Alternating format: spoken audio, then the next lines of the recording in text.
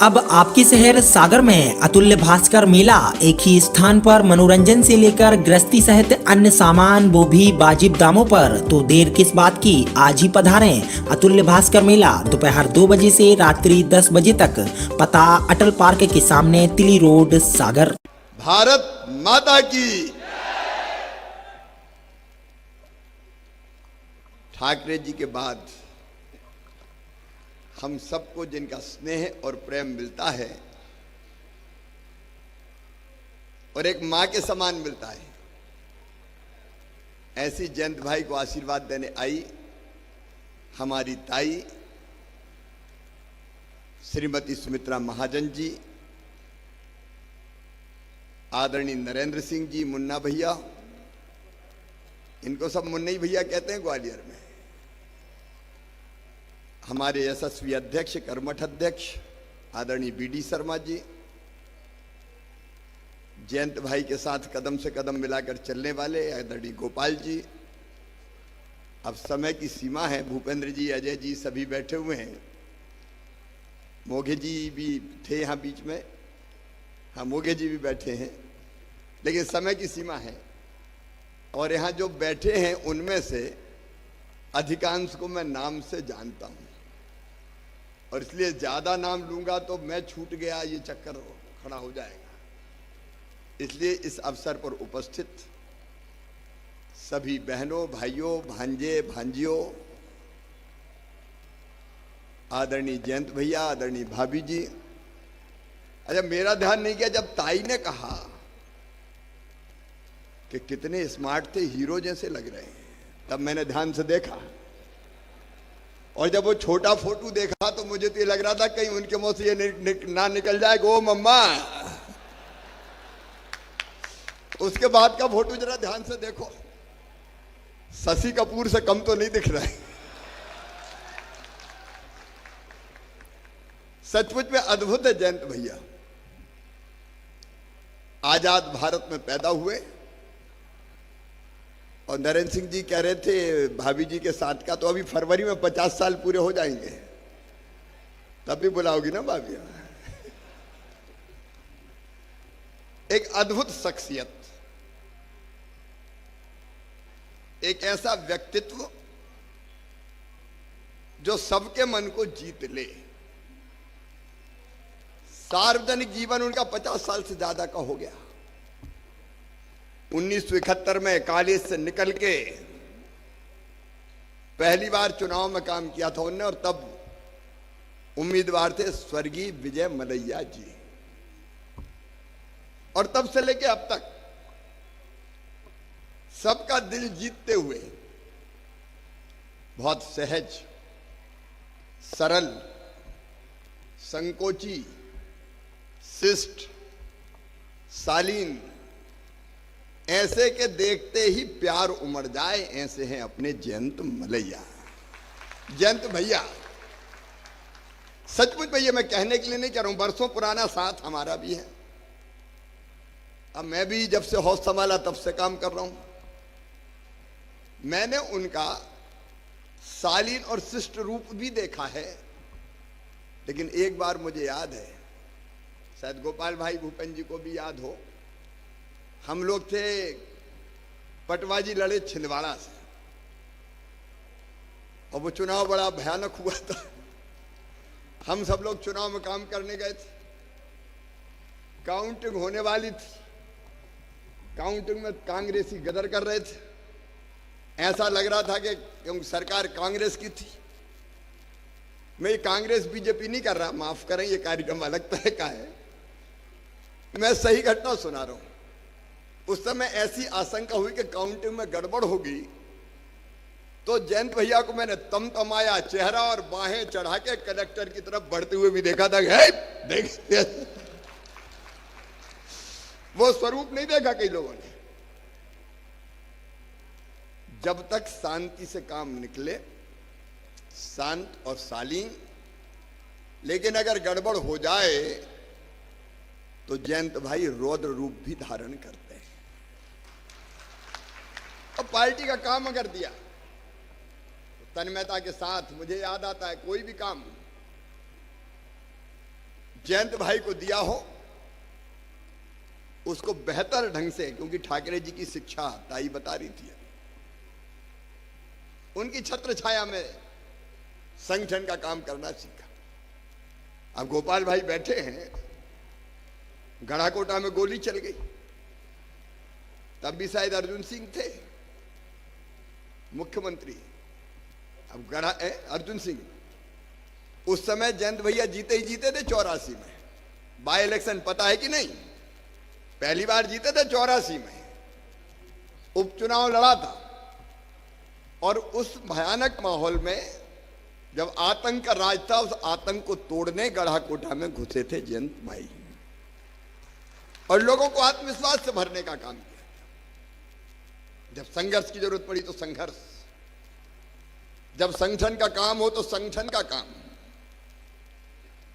ये बात सच है कि दमोह जयंत मलैया जी के बिना अधूरा है। ये आज मैं कह रहा हूं जिम्मेदारी से।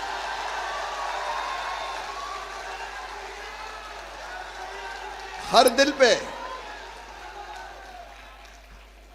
पे उन्होंने राज किया। देखो हार जीत तो चलती रहती जी। अब हम भी हार गए थे, कहां भेजा था लड़ने हमें, राघव का। लड़ जाओ तो लड़ गए दिग्विजय सिंह से, उसमें क्या दिक्कत। जब पहली बार 84 में भी जयंत भैया पता नहीं संयोग ऐसा 92 वोट से हारे थे, जब जबरदस्त माहौल था, इंदिरा जी की हत्या हो गई थी उसके बाद। और इस बार भी थोड़ा किनारे पे ही मामला था। जनता का अनेकों बार, 7 बार मुझे लगता, 7 बार 8 बार लगातार विधानसभा का चुनाव जीतते रहे। और मुझे याद है पहली बार पटवा जी के साथ जब मंत्री थे, मैं तब से बहुत ध्यान से उनको देखता हूं। योग्यतम मंत्रियों में से पटवा जी के मंत्रिमंडल के सदस्य थे जयंत भाई। इसके बाद उमा दीदी की सरकार 2003 के बाद आई, तब भी जिम्मेदार और गंभीरता से काम करने वाले मंत्री थे जयंत भाई। फिर गौर साहब की सरकार आई, बीजेपी की सरकार है मतलब, उसमें भी पूरी जिम्मेदारी निभा के मुख्यमंत्री का साथ देने वाले मंत्री थे जयंत भाई। और मेरे साथ तो लंबा समय गुजरा। अब मैं सच बता रहा हूं, मुख्यमंत्री के नाते जब भी कोई महत्वपूर्ण और गंभीर काम किसी को देना हो तो मेरे सामने एक ही नाम आता था, श्री जयंत भैया, और मैं उनको देता जाता था। अब वो मेरे साथ सरकार में, जब मुझे लगा कि नगरों की स्थिति खराब है, काम ठीक करना है, तो मंत्री कौन को बनाए? नगरीय विकास और आवास पर्यावरण मंत्री, तो सोचा जयंत भैया। बाद में फिर मुझे लगा उद्योग लाना है, तो मध्य प्रदेश में उद्योगपति आते नहीं है, तो उद्योग लाने के लिए अगर सबसे जिम्मेदार चेहरा कोई हो जो उद्योगपतियों के पास जाए देश में विदेश में, तो कौन को बनाए? तो नाम ध्यान आया जयंत भैया। उसके बाद मेरे मन में एक जिद पैदा हुई कि मध्य प्रदेश की अगर हालत बदलनी है तो सिंचाई की व्यवस्था करनी है, क्योंकि खेती अर्थव्यवस्था की रीढ़ है, और मध्य प्रदेश तब पनपेगा जब सिंचाई योजनाओं का जाल बिछ जाए। मैंने सोचा शिवराज कौन को बनाए, तब भी मेरे सामने नाम आया श्री जयंत मलैया। और बाद में फिर मैंने कहा खजाना संभाल के रखें। आपको आज गर्व के साथ बता रहा हूं, मध्य प्रदेश कभी घाटे में नहीं रहा, रेवेन्यू सरप्लस स्टेट रहे हैं हम। और तब लगा जिम्मेदार वित्त मंत्री कौन होगा, तब भी फिर एक ही नाम ध्यान आया, श्री जयंत मलैया। ऐसा साथ निभाते आप कल्पना नहीं कर सकते। गंभीर से गंभीर जिम्मेदारी का काम आप जयंत भाई को दे दो और भूल जाओ, फिर पलट के देखने की जरूरत नहीं है। ये योग्यता बहुत कम लोगों को प्राप्त होती है। जयंत भाई मैं आपका ऋणी हूं, मैं आपका आभारी हूं। आपने मध्य प्रदेश की जनता की बेहतर सेवा की है।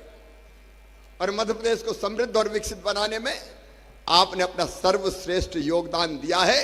इसलिए केवल अपनी ओर से नहीं, मध्य प्रदेश की जनता की ओर से मैं आपको धन्यवाद ज्ञापित करता हूं, आपको प्रणाम करता हूं। लेकिन अभी तो 75 के ही हुए, अभी लगता ही नहीं है कि 75 के हो गए। और इसलिए अभी तो काम करते रहना है। ये कोई ना समझ ले कि रिटायरमेंट का कार्यक्रम है। अभी तो काम करते रहना है, अभी तो और लंबे समय तक काम करेंगे। मैं आपको बहुत बहुत शुभकामनाएं देता हूं। आप सुखी रहें, आप निरोग रहें, आप स्वस्थ रहें, और आप नहीं, भाभी जी भी साथ जोड़ी बनी रहे। और इस परिवार का योगदान सदैव राष्ट्र निर्माण में लगातार मिलता रहे, लगातार मिलता रहे। और इसलिए तो मैं कह रहा हूं, हारने के बाद भी कभी ये नहीं लगा कि जयंत मलैया हार गए। अच्छा, हारने का भी अपना आनंद है, 1.25 साल मैंने भी लिया है। क्योंकि जब लोगों के दिलों में प्यार होता है तो बाकी चीजें सब बेमानी हो जाती है। वो प्यार सदैव जयंत भाई को प्राप्त होता रहा। एक बार फिर मैं आपको शुभकामनाएं देता हूं। और जयंत भाई, इतना जरूर कहता हूं कि जब मेरा 75वां जन्मदिन मनाया जाए तो मुझे आशीर्वाद देने जरूर आना है। अभी लंबे समय तक काम करना है। अनंत शुभकामनाएं।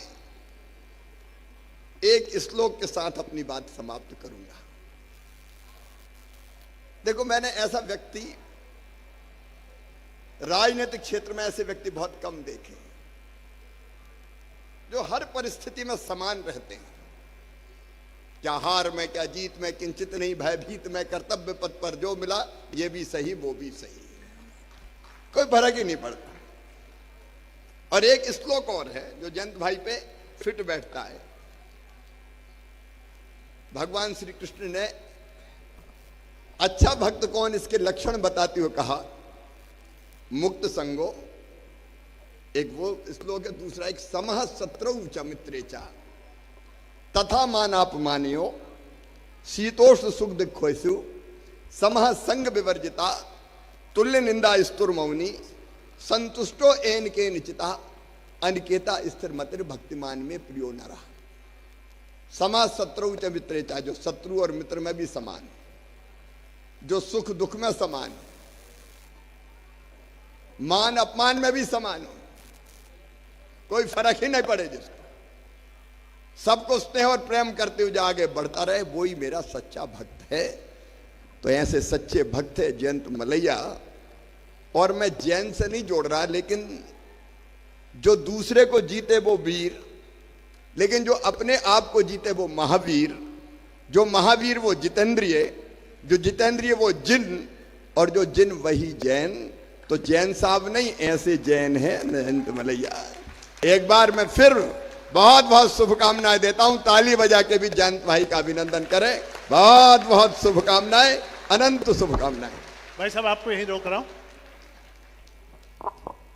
जयंत भाई, इशारा समझ लिया। अभी सफर में है तू,